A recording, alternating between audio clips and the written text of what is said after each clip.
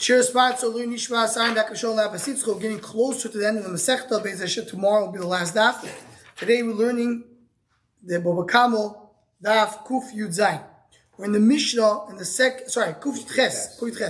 Bava Kamo daf Kuf Yud Ches. I apologize. Second line from the top in the Mishnah. Someone went and either stole from his friend or he borrowed money from his friend, or that the friend came and gave him money as a shaymer, and he gave it to him in the city. Should not give it back to him in the desert. Why? He says, you took it from me or you borrowed from me. It wasn't my house. Don't go give it to me in the middle of a trip. But if he told him, I'm going to give it back to you in the field, then he could do it. Is it the Dafka Midbar and not in the same town? Not in the same town, out of the town. Says the Gemara, it says that a milveh loan you could always pay back. But Aveda Pikodim are not paid unless they are in your place. So what do you see? You see over here that you could give a milveh. So that what it means, not that you could pay everywhere. It could be demanded everywhere. The lender could go to the bar, you owe me money. And you ask everywhere. Aveda Pikadon could only ask it in its place. Meaning, what's as far as Pashut, loan is money. It doesn't matter where you are, you owe me the money. Aveda Pikadon is guarding it, and also Aveda is left out of guard. Yes, it's in my safe in my house. You want me to bring it, I'm now on a trip to Australia, you want me to come bring it? I'm not supposed to bring it. Could they also it's a taiva telling you someone wants to pay back a loan, take the money. Yeah, but see, you could go demand it. But that when you do pay it back, you pay it back in the city, not in the middle. The person comes to his friend and says, please hold on to this deposit. The says, I'm about to travel. Because you know what? I'll tell you the truth. I'm also going to the midbar. I'm going to return to you there. And the guy did not say no. So he didn't make a condition. It wasn't that the loan was done. One of the details in the loan docs was you could bring it back afterwards. No. But as the loan is happening, the borrower is telling the lender, I'll do it. And there was no protest or anything else. So then he'd say he could do it. So up to Mishnah. A person goes to his friend and says, he admits, I stole from you. Or he'll be sani, you lend me money. Or if kadetzli, I was a shayman. But I'm not sure if I paid you back. This by loan is very common. Right? A person says, I remember you a few years ago, you gave me a loan. I just don't know did I pay you back or not. So chayav l'sham, you have to pay back. You have to pay back. We'll see the more little more details. So Pasha says he was moinded. Moinded is chayav. It's not clear if he was nifter of the chiyuv. So therefore, you have to pay it back. What does the other guy say? The other guy, it's a good question. We'll see in the Gemara, Pasha says Teveya. He is demanding it. Oh, he is. He is. We'll see. The guy said, I'm not sure.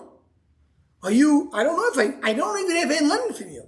If I borrowed from you. So I say he was Teveya, because otherwise, why would somebody say yeah. Let's see. We'll see. Let's see the Gemara. But the point is, we'll see that push-up shot in the Mishnah. First part of the Mishnah. When a guy goes and says, I admit that there was a loan. I don't know if I pay you back. You have to pay it back. It's clear there was a chiyuv. Not sure if he's nifter. But I said, I don't know if it was the chiyuv or not. I don't remember. So then you don't have to pay back. It says like more, Itvar. Person goes to his friend and says, you owe me money. And the guy says, I'm not sure. So Rav Huna Rav Yehuda say the chayav. Why is he chayav? Because Bar B'Shema. That's the Bar B'Shema, the classic Bar B'Shema. That's the case of the Bar B'Shema. They say it's potter. The Gemara explains. Yeah, Bar gets the Shema Yerchayev. Even if we have Bar B'Shema, and then the day you want to take money from somebody, even against Bar B'Shema. And he has to swear on it. No, not to swear. Shua says yes, meaning not yes, but your question is valid. The shvua, regular shvua is a shoymrim or shvua is a nigrav. You don't have shvua. That's clear. Because shvua is only if once you know there's something. For example, a shoymrim, so or a ganav. But in a case of here we're talking about there's a special thing called Shavuos Hesed Derabanan. And there's a discussion, Rash, this is the long twist on the left, Machlekes the Rishonim, if you have Shavuos Hesed in this case or not. Machlekes. So that, now let's go to Mishnah. Now we're going back basically to the questions you guys asked. The guy said, I don't know if you lend me. Hey, Chidam, what's the case? If he didn't demand, how can it be the guy goes to tell somebody, nobody asked anything. Reuben didn't say a word. Shimon goes to him and says, by the way, I think you lent me money. I'm not sure I paid you back. So, he's not demanding it. So why should you pay it? You don't pay back money if there's no demand. I'm talking about a case. They did demand it. So again, this having the was what we all said. The Parsha Shal Mishnah talking about someone's demanding. That's why there's a payment. If not, what are you paying for? So the guy's demanding. In the first case, he admitted that he borrowed, but he didn't admit that he paid back. In the second case, he didn't admit that he borrowed at all. So you see over here, the guy says, I know you owe me money. He says, I'm not sure if I borrow for you money. Pater? So, no. We're not talking about a demand. It says, you're right. Nobody's demanding anything. The guy he's going to the Rav. He says, I don't remember. I remember that Reuben gave me money. I don't remember paying back. Do I have to pay him back? Reuben's not asking anything. He wants to know, what's the right thing to do? Do I have to pay him back or not? Do you have to pay him back or not? Says the Gemara,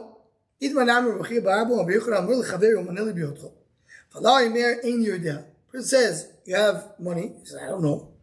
Chayav. The Bava says, Nishmai. Right? So, what do you see over here? That even if you hold that you have Bor V'Shema, and you, in a case that Rabbi Yochanan holds you Pater. You say about it, the Shabbat. And the suffix, you have some, not the suffix, but you say that might be right. Right. And that's a look at Rashi. Rashi says, even in cases Rabbi Yochanan holds you Pater, the Bor V'Shema. If there's something he says, I know you owe you. So in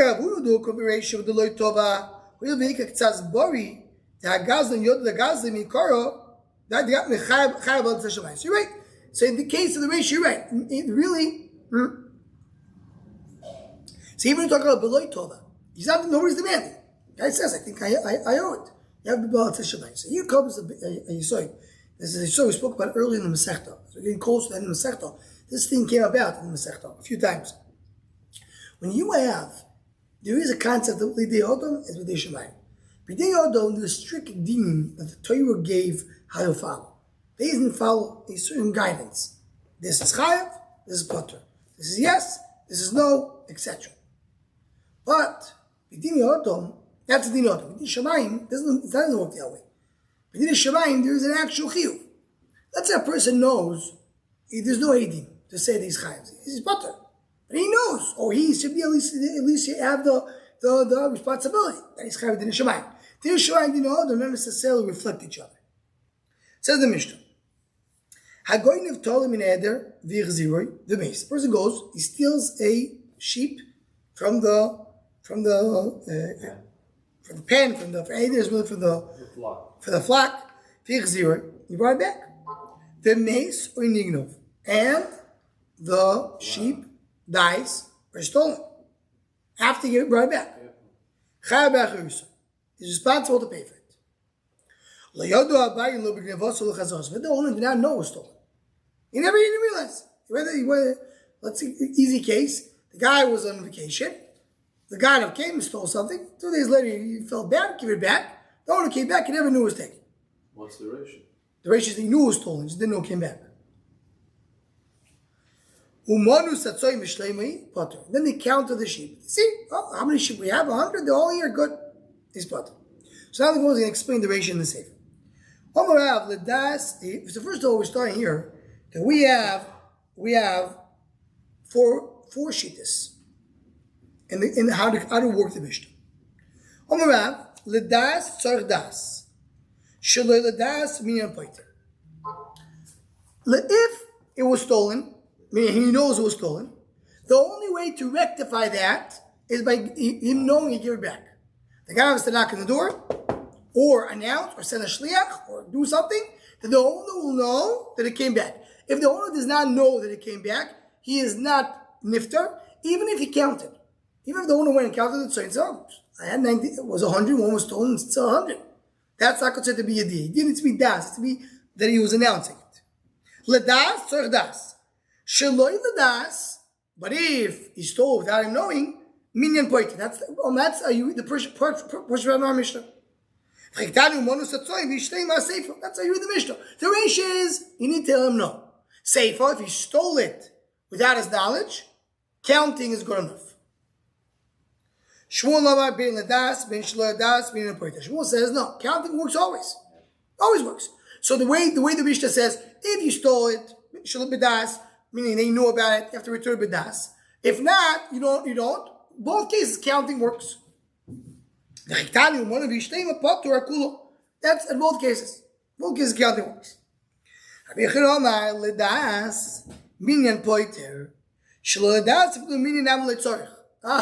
He takes it one step more. When you do ladas, you have to give it back either by knowing or counting is good enough. But if you took it shaloi ladas, you don't have counting. Doesn't know anything. You don't count either. There's no problem. Once the guy will get it back, it goes back to the original state as if nothing happened over here. You don't have to count it. When it says the end of the Mishnah, he counted, it goes back to the ratio. So the way you read it, according to that's not a problem. Going back to the ratio of the Mishnah, so only in the first case you have to have counting, the second case not, and it goes a little bit not in it right away. Chizda flips everything. Until now, everybody understood Ladas is more common than Shalom Das. Because to what extent? Because of Chizdan says the opposite. Ladas minyan poiter. If the guy knows it was stolen, all he needs to do is count. What's the idea? The guy knows he had 100 sheep. One was stolen, goes back the next day, counts 100. He understands, it came back. Everything's good. But the Shaloi Ladas tzorich das. But if he stole and the guy didn't even know it was stolen, he has to let him know they give it back. If not, he's responsible for it. And the Gemara is explained. When it says it's only in the ratio, meaning the ratio says if it was stolen, he brought it back and he counted and he knew about it, it's good. And then in the next part of the Mishnah is so you have like a missing sentence, you have to tell him. But in the first case works. Says the Gemara, Omar Rava, my time. What's the reason? You know what happened here? We learned it earlier. Once you took him out, the Ghana took it out, the animal now is used to freedom. She's going to run away. You have to let the owner know. You should know I stole from you, that this animal had a good time outside in the field. She's probably going to try to go. He's able to preserve and guard the animal. But to counting will not be enough. So Rabbi Mash was agreeing to Rav Chisda. Person sees his friend stealing a sheep from his flock. And he's scared. He says, "What are you doing? You got him?" And the guy let him put it down. The owner is not sure. Did he give it back or not? He didn't see. It was far away. And then the animal died or was stolen. The guy was my love, I've got the money. Even if you counted it. You just said if you counted, you're good if you knew it was stolen, if the owner knew it was stolen. So no, he didn't count it. According to Rav Chisda, he didn't count it. Did Rav say that? What did Rav say? Rav was the first one who said the counting works only when he didn't know about it. If he brought it back to the midbar, it's good. Even though there was no counting and no idea. Says the Gemara, talking about Rikusa means that there is stains. This animal is very clear among other animals. So even without counting or without knowing, he realizes that animal is gone, the animal is back, that's why it works. So again, we have 4 shittas over here. The first shitta says, Ledas means das. If he knew they were stolen, he needs to know they came back. Counting is not good enough. But Shaloi Ledas, counting is enough. Or Ledas, counting is good. Shaloi Ledas, that's the counting, you don't have to do anything. Or counting works for both. That's the second shita. I skipped the shita. Or the fourth shita Ladas counting is enough. Shlo das, you need to let him know. Why isn't minor considered kedas? What? Why isn't minor considered kedas? So one of the sources we said before, because he needs to know that was stolen. No, somebody had das in minor. Oh, so and then what is if he's minor according to my yeah, but he doesn't know for sure. He doesn't know for sure. Counts. He doesn't know. Maybe I am miscount. Maybe I am. He's not relying on it so much, or it's more of an announcement. Just an announcement. Maybe one of them had an off child, had a child. Yeah. Okay. So he says the Gemara. It's like Rashi calls out Shova Me'aliyah. It's not a full Shova until you don't answer. Okay. Says the Gemara. I'm going to tell him in the person steals a sheep from the flock, they sell him in a key, so he takes money from a pocket, from the wallet. Wherever he stole from, that's where he should return it back. That's what Shmuel says. And he says, no, you need to, the owner should know about it. So everybody agrees with the person is counting his money the whole time in the wallet. My love, besela das. Elama, we're talking about that he brought it. That we're talking about money. There's two cases over here: case of a sheep and a case of money. So by besela, we're talking about that the owner knew of it, right? And knew that it was stolen. Upluked to the Rav Shmuel. Do you have to let him know that you're giving it back, or just counting is good enough because he counts it anyway? So why would you always count the money? Shamash Bekisa doesn't count it. For this case, because he's always looking in him because feeling his pocket, and the Gemara understands in this case he's counting. So he knows what's in the pocket. So he knows what it is over there, and therefore he's that's machlekes. Is that good enough that he counts it? Or he actually has to have das. Betole shaloi ladas. Betole, we talk about a case that was shaloi ladas. What does it mean? We talk about that the Torah was stolen without him knowing. When you steal shaloi ladas, is it good enough to count? Or you actually have to let him know. So just put everything in that place. No, or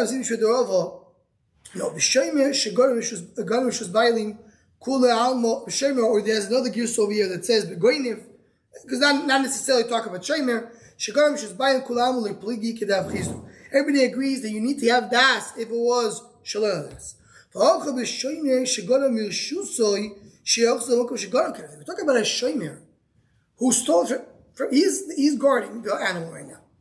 And he said, you know what? I'm not going to give it back. He took it himself. Started using it. He said, no, I am going to give it back. And he left it back in his house, his own house. Once you used it, you're not a shomer anymore. If you're not a shomer, you're responsible for everything. No, as long as you're still in your house, you're still the shomer. If you're still a shomer, you have a din of a shomer. If it was a oinus and he's a shomer sachar, he's pocket. Question of counting works or not. A person stole from his friend. He doesn't want to tell him. He's embarrassed. So what does he do? He gives him back money and he squeezes in a little more money. So for the same idea that he always going to count. Eventually he's going to count the money. He's going to realize that he has more money than we're supposed to. He holds counting is good enough. So is this counting good enough or not? What is this case again? Someone stole, and he doesn't want to tell a friend that he stole. He's not giving back the money. He buys for himself. He says, how much does it cost? $100. He puts 120 in the hand and sticks it into his hand. So the guy gets 100 plus 20 for the stealing. But he doesn't realize it until later. So the Gemara, no, if it counts, so then we hold the kavitzchok that then it works. Meaning it's good enough. The question is, do we agree with Rav Yitzchok that what? The minyan is poiter. There is a minyan. Do you assume that person is counting his money the whole time? Or we don't assume person is counting his money the whole time. So you stick the money, he's not going to realize it. If I say with the Kulam, everybody agrees he does count. So Kash had the money around. But he say he had the money around. Depends what happens. Did he count it and put it into his wallet? So meaning it's not anymore by him. Or we're talking about that he counted it and put it into his hand. Did he? In other words, biyodi means it's still in his pocket, or he threw it into the box of money. He's not never going to count it. He's counting only his pocket, not whatever's not in his pocket. Or he did put it into his pocket. The question has more money. That's what you said, surely. Does he? That's really what he said before. So the pshat is that he has all the money. He's not going to even remember how much he gave, how much this, or he's having all this money to count and say, 1 second, the guy ends up paying me 100, he paid 120. But once everybody agrees, the minyan works. Right, I said before, Mana Liyodah means give us this hand. It could be put in his pocket. It could be put into his safe. So that's why it's not good enough. Says the Gemara, Ein lokchim min haroyim tzemer v'cholo v'gdoim. You're not allowed to take from the shepherds. Why? Wool, milk, and gdoim because you're assuming they stole it. Isn't it buying? And the lekech. What? And the leichem. Yeah, Buy. can't buy from it. Yeah, why can you buy it? Because you assume you stole it. So let me share my parents, it's my parents. I'll take the people that guard fruits, water and fruits. Because as Moses going to explain, because of the Gemara, that woman, that's what in Yehuda, that's what they did. That was their business, and the husbands allowed them to do it. The clay pishta begoli, you can use linen, flax, and golim. That golim b'sharon, and you can buy a golim in the place of Sharon. Rashi explains that that's where the golim are. That's where they grow the best. The kol shavu latmin also. But if the guy is selling and saying, "Shh, I'm going to sell it to you, but don't show everybody, put it underneath the table," so then that shows that something is wrong with here. Eggs and chicken you can take everywhere because that's something that's normal to sell. So we're talking about goats, Gdoim is sheep, Gizim is wool, not wool which is not disconnected. You can take from him when it's sold. Because if it's sold, that means it belongs to them. Even if they took it as a sheep. Yeah, that's exactly. That's what Rashi says, because they're crane b'shina. But we could take milk and cheese from in the desert. Yeshiva again, you can still. You can take 4 or 5 sheep, 4 or 5 wool. Right? It says the Gemara. You can take from him house animals, but not desert animals. Why? Because the house animals is something that people see. The desert animals are going wild. Anything the shepherd sells and the owner is knowing about it, if the owner will know, so then you could take it. If not. You take 4 or 5. It's either 4 or 5. Why is he both? 4 out of 8. There's 5, you can buy 4 out of it. Because that's sneaker. You see, 4/5, everybody's going to realize you sold it. 4 from a small flock, 5 from a large flock. Now the question you asked. Take a 4, 5, not 3. So what are you doing with number 3? Says the question if it's healthy animals or it's small animals. Healthy animals, so even 3 animals you realize if it's gone. 2 animals, if it's weak animals, so you need to have 2. So it really depends on the case, what is considered to be the guy is trying to hide and what not. So we'll continue to be here tomorrow.